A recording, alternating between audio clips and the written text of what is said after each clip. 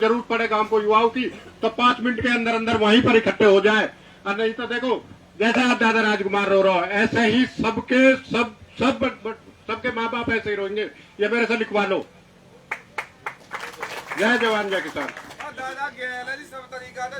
बहुत बहुत धन्यवाद साथियों। कमेटी का एक प्रस्ताव पास हुआ है भाई आने वाले समय में अगर दादा राजकुमार के घर की तरफ कोई आंच आएगी तो आप सब लोग तैयार हो भाई साथ देने के लिए, तो हाथ खड़े करके अब मैं निवेदन करूंगा। बहुत बहुत धन्यवाद। अब मैं निवेदन करूंगा देश के नेता और अनंतपुर संघर्ष समिति के सबसे बड़े एडवाइजर भाई विजय प्रताप जी से निवेदन करूंगा कि वो आए और सभा को संबोधित करें। भाई विजय प्रताप जी। बैठ जाओ।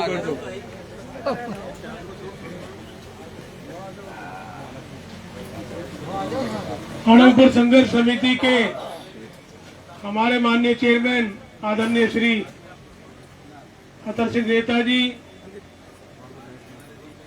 और हमारे, वैसे मैं उन्हें बुजुर्ग कहता हूं तो मना करते हो, हैं बुजुर्ग ही हमारे चंदीला साहब।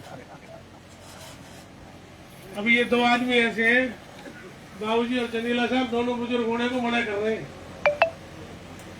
लेकिन इनका इतना लंबा अनुभव है आंदोलन में, राजनीति में, समाज में, और हर मौके पे हमारे बीच में आके हमारा मार्गदर्शन करते हैं। आदरणीय श्री रणदीप चंदीला जी यहाँ पर आए हुए सभी समाज में आदरणीय बुजुर्गों, थोड़ा सा इधर हो जाओ भाई, थोड़ा सा पीछे तू तो लंबा आदमी भाई, इधर आ जा। और बाहर से भी आए हुए हमारे सभी आदरणीय महानुभाव, हमारे किसान यूनियनों के नेता तमाम आए, रिश्तेदार भी हमारे आए, प्यारे साथियों, प्यारे भाइयों, प्यारे बच्चों, यहाँ पर आए हुए पत्रकार और छायाकार बंधु, मैं इनका विशेष तौर पर धन्यवाद करता हूँ कि जिस दिन से ये मामला चला है हर पत्रकार ने अपने फर्ज को निभाया है और ऐसे गांव का साथ दिया जैसे अपने घर का दे रहे हैं। इनका ऋण भी हम पत्रकारों का नहीं उतार, वो भी आए हुए, उनका बहुत बहुत स्वागत। देखिए ये मामला बहुत दिन से चल रहा है और चर्चा तकरीबन सारे तथ्य सबको मालूम है और मैं हमेशा यही कहता रहा, हमेशा। और जो बात अभी हमारे माननीय अध्यक्ष जी ने कही है, उन्होंने इस बात की तस्दीक कर दी, जो मैं कह रहा था वो बात ठीक है। मैं यही कहता रहा कि गलत तथ्यों की वजह से ये मामला बिगड़ा है। जैसे किसी अस्पताल में मरीज की हालत डॉक्टरों की लापरवाही से बिगड़ जाती है ना, इलाज कुछ और है कर कुछ और दिया। बहुत जगह देखा है कि चोट लगी है सीधे पैर में और प्लास्टर बांधने की तैयारी उल्टे पैर में कर, तो ये वैसा ही केस है। मैंने पहले दिन कहा कि सुप्रीम कोर्ट में तथ्य गलत पेश किए गए। सरकार आज भी ये बात कहने को तैयार, एफिडेविट देने को तैयार नहीं है कि 4,500 एकड़ जमीन पर पीएलपीए लगा था। उनके एफिडेविट बता रहे हैं, सुप्रीम कोर्ट में एफिडेविट है कि 1467 एकड़, लेकिन राजनीतिक इच्छा शक्ति की कमी से, क्योंकि राजनेताओं का ध्यान तो कहीं और था, लोगों की दुख तकलीफ पे नहीं, उनके कामों पे नहीं, कोई नई नौकरी नहीं, कोई नई डेवलपमेंट नहीं, सड़क, सीवर, बिजली, पानी, कुछ नहीं। ध्यान किस बात पे था? अपने बढ़ावे पे। और उसी लापरवाही में सुप्रीम कोर्ट में मामला चलता रहा। उन्हें तो मालूम भी नहीं है मामला चल रहा। सच्चाई है, उनको इस तकलीफ से कोई जान लेना देना नहीं। और जो डीएफओ है, जो फॉरेस्ट कंजर्वेटर है, उन्होंने कह दिया भाई ये 5,700 कुछ स्ट्रक्चर है।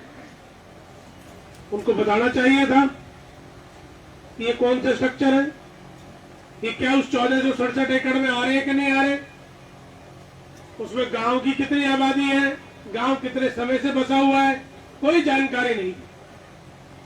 मैं पहले दिन कह रहा था सुप्रीम कोर्ट को यही नहीं मालूम कि हमारा ये जो ऑर्डर है इसका गलत इस्तेमाल करके और गांव पे कार्रवाई होगी, उनको मालूम ही नहीं। और आज जब चेयरमैन साहब ने कहा है कि परसों सीईसी वाले ने कही है कि हमें तो किसी ने बताया नहीं कि तुम्हारी मलकियत है। यही बात है जी। देखिए वही बात साबित हुई।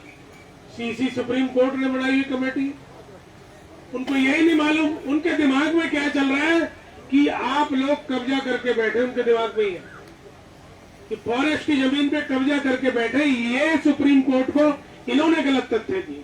और मैं बार बार कह रहा हूं, इतना सा काम है, सरकार अमेंडमेंट लाए और कहे कि भाई ये फॉरेस्ट का इलाका नहीं है, ये 1467 एकड़ पे जो पीएलपी है वो भी मलकियत है। अगर उसे भी फॉरेस्ट कन्वर्ट करना है तो लोगों को मुआवजा देना पड़ेगा। हमने पहले भी कहा, पंचायत में भी कहा कि प्रकृति और जीव और जो मानव सभ्यता है, इसके तालमेल से ही सारा संसार चलता है। तो उस तालमेल के लिए जितना आवश्यक होगा गांव राम सहायता करने को तैयार है, लेकिन हमारी आबादी और हमारा जीवन यापन, हमारे बच्चे कैसे पले, उनकी जीविका के साधन यही पहाड़ तो है। हम पे आबादी की जमीन, खेती की जमीन तो बहुत थोड़ी है।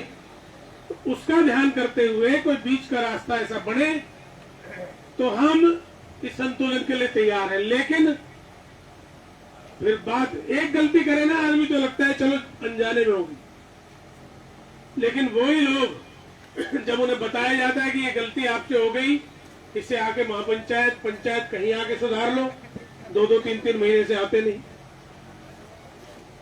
विधायक के कहने से तो ये सब पतंगा लगा है, सुधारने को तैयार नहीं।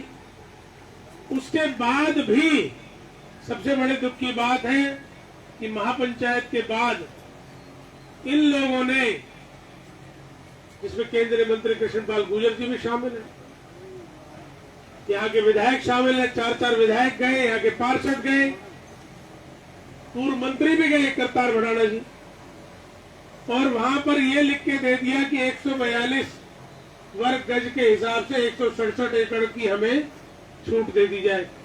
मैं पूछना चाहता हूं कि ये सब बड़े बड़े मकानों में रहते हैं, कोई 1 किला में, कोई 2 किला में, ये अपने मकान छोड़ देना सबसे पहले, 142 गज में रहना शुरू कर दें, छोड़ दें, ये सारी प्रॉपर्टी दे दें सरकार को। किसी और की प्रॉपर्टी, इनको प्रॉपर्टी नजर नहीं आती। उनके बच्चे, उन पे तो किसी पे 1 बीघे, किसी पे 2 बीघे, तुम पे तो भाई सैकड़ों किला, तुम दे दो। कैसे कर दिया आपने? हालांकि बाद में गांव में मुझे बताया कि करतार जी तो कह रहे हैं भाई हमने तो पढ़ा नहीं, ये तो हमसे धोखे से हो गए। तो मुझे लगता है कि ज्यादातर जो लोग उसमें गए उसमें धोखे से हुआ, लेकिन फिर ये लोग गलती कराए।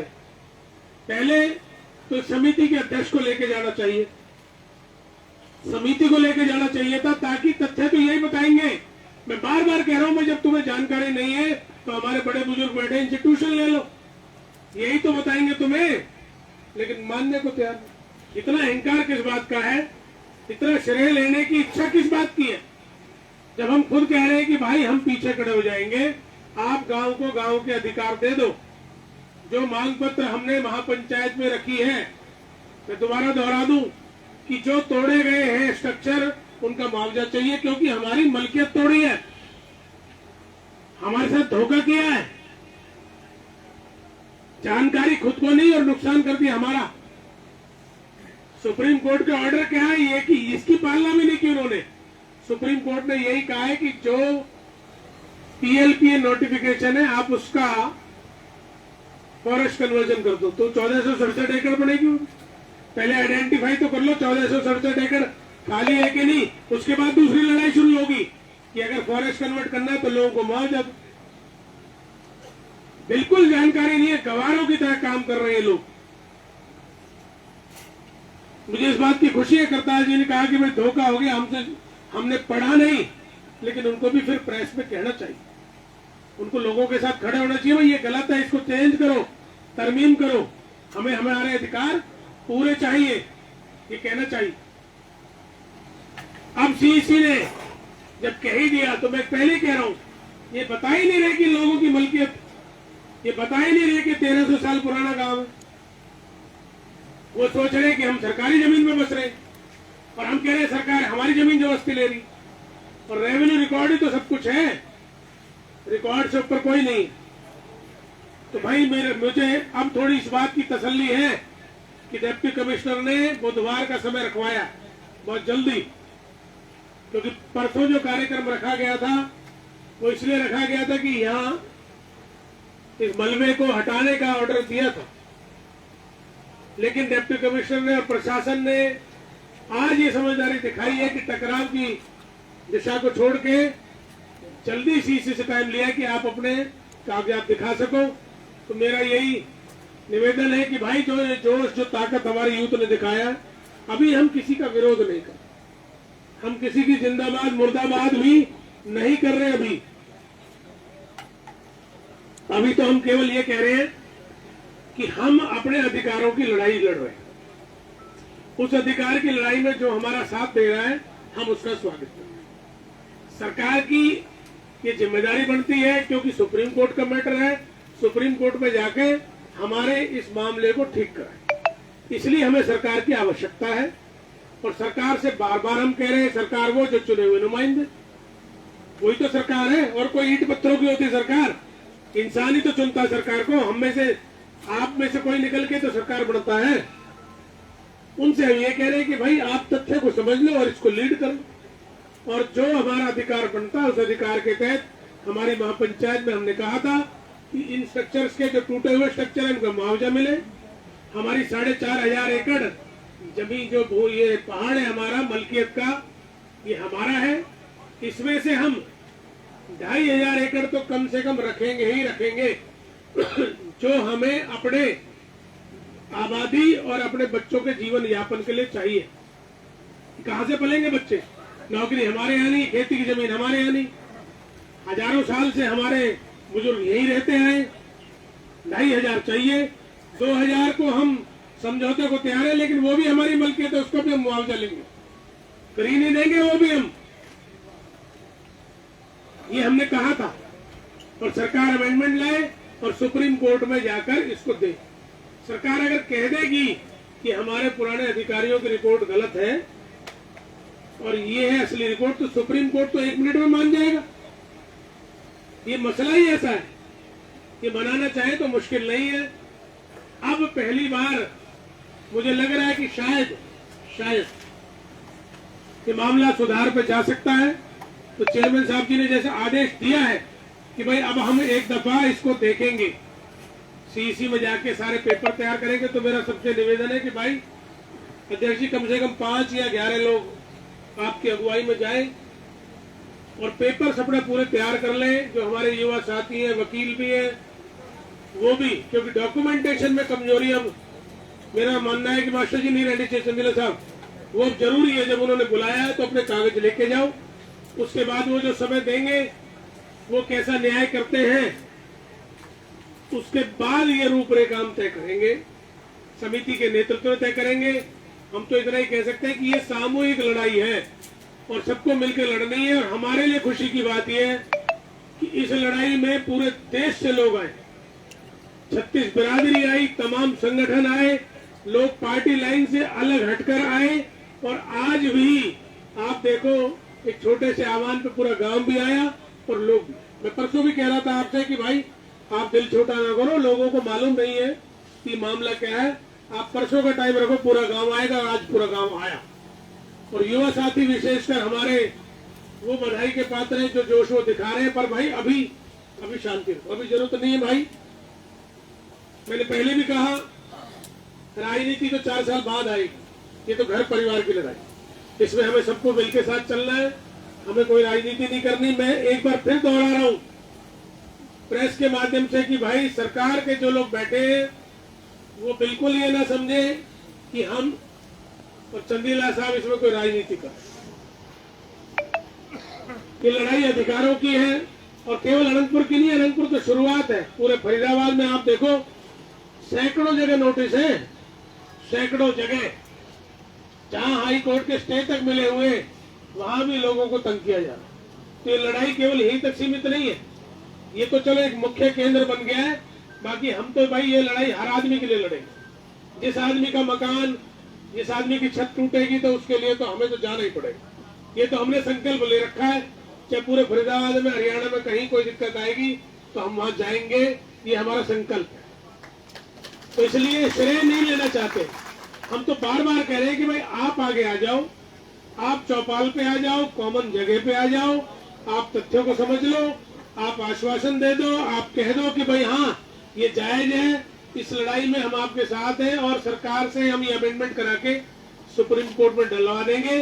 तो मैं कह रहा हूँ बड़े भाई, मैं आपके पीछे चलने को तैयार हूँ। पार्टी लाइन की कोई बात नहीं, आगे आप रहना, हम लोग पीछे हैं। हम इससे ज्यादा बड़ी और कोई बात नहीं। और अगर किसी को ये भाषा समझ में नहीं आती तो भाई मेरे को उसका इलाज भी नहीं है। मैं 10 बार बोल चुका, अब बार बार बोल के भी ना मेरे को ऐसा लगता है कि भाई मैं इतना स्पष्टीकरण क्यों दूं, क्योंकि हर बार ये बात आ जाती है, किसी न किसी माध्यम से, सोशल मीडिया है, किसी से आ जाती है। आज भी आई कि भाई चौधरी महेंद्र प्रताप जी 91 में मंत्री थे, तो कृष्णपाल जी ने कहा कि 92 में फॉरेस्ट लग गया। मैंने बार बार उनसे कहा कि भाई साहब आप पढ़े लिखे आदमी हो, आपका जो विधायक है इसका तो ये तो किसी खाते में है ही नहीं, ना ये पार्षद खाते में। इस गांव का होने के बावजूद इसे ये मालूम नहीं है कि गांव में फॉरेस्ट लगा के नहीं। लेकिन आप पढ़े लिखे आदमी हो, एडवोकेट, आपको ये मालूम होना चाहिए PLPA Punjab land preservation act क्या है और फॉरेस्ट एक्ट क्या है, ये मालूम होना चाहिए। PLPA एक लोकल एक्ट है। पंजाब जो पाकिस्तान बन गया, ईस्ट वेस्ट पंजाब, इसके लिए लगाया गया था कि यहाँ की भूमि का संरक्षण किया जाए। सिर्फ 30 साल के लिए जो भूमि ऐसी पड़ी है जहाँ पेड़ लगा के संरक्षण की जरूरत है, क्योंकि पहले टिम्बर का काम बहुत होता था अंग्रेजों के राज में, उस संरक्षण के लिए 30 साल के लिए, कि ताकि फॉरेस्ट विभाग मालिक न बन जाए। अंग्रेजों ने भी ये ध्यान किया, हमारी सरकार ध्यान नहीं कर रही। अंग्रेजों ने भी ये ध्यान किया कि फॉरेस्ट को मालिक नहीं बनाना, मालिक लोग रहेंगे। सिर्फ 30 साल का पट्टा है कि भाई यहाँ पेड़ लगा दो और भूमि का संरक्षण कर दो, इसकी किस्म अच्छी कर दो, और 30 साल के बाद वापस लोगों को सौंप। तो आप समझ ही नहीं रहे। PLPA लगा केवल 1467 एकड़ पे, 30 साल के लिए लगा। उससे 2002 तक माइनिंग चलती रही। क्या जहां पर फॉरेस्ट है वहां माइनिंग तो इंडस्ट्री में आता है? चल सकती है, चली है, मालूम ही नहीं। 2022 में वो खत्म हो गया। आपके अधिकारी लिख के दिया है 5700-800 अवैध मकान है, आपको पता ही नहीं। आप किस बात की सरकार है जब आपके छोटे से अधिकारी ये लिख के दिया है आपके पूरे इलाके के, जिससे लाखों लोग प्रभावित है आपके हल्के में, पर आप लिख के दिया है कि भाई ये अवैध मकान है। उनकी गलती को सुधारने की बजाय आप छींटाकाशी कर रहे हैं उस आदमी पे कि जिसपे कोई दाग नहीं आज तक। अरे भाई 30 साल के लिए लगा, 22 में आपने प्लीड किया होता कि भाई ये खत्म हो चुका, तो कुछ भी नहीं, आपके अधिकारी कह के हैं और लग गया। मालूम ही नहीं है, इनको जानकारी नहीं है। तो इसलिए आप बार बार मैं कह रहा हूं, इन बातों को कहना बंद कीजिए, आपसी द्वेष को खत्म कीजिए। ये गांव राम की लड़ाई है, ऊपर वाला भी देख रहा है, पूरा देश देख रहा है। इस गांव राम की लड़ाई में सच्चाई का साथ दें, ईमानदारी से हम इसमें साथ चले, पार्टी लाइन से लग के चले। मैं आह्वान भी कर रहा हूँ, क्योंकि मुझे आज थोड़ी सी मुझे तसल्ली हुई है कि जब आप लोगों ने मुझे बताया है कि CEC से बुधवार का टाइम डिप्टी कमिश्नर रखवाया, तो इसका मतलब प्रशासन ये चाह रहा है कि लोगों को उनका हक रखने का एक मौका मिले।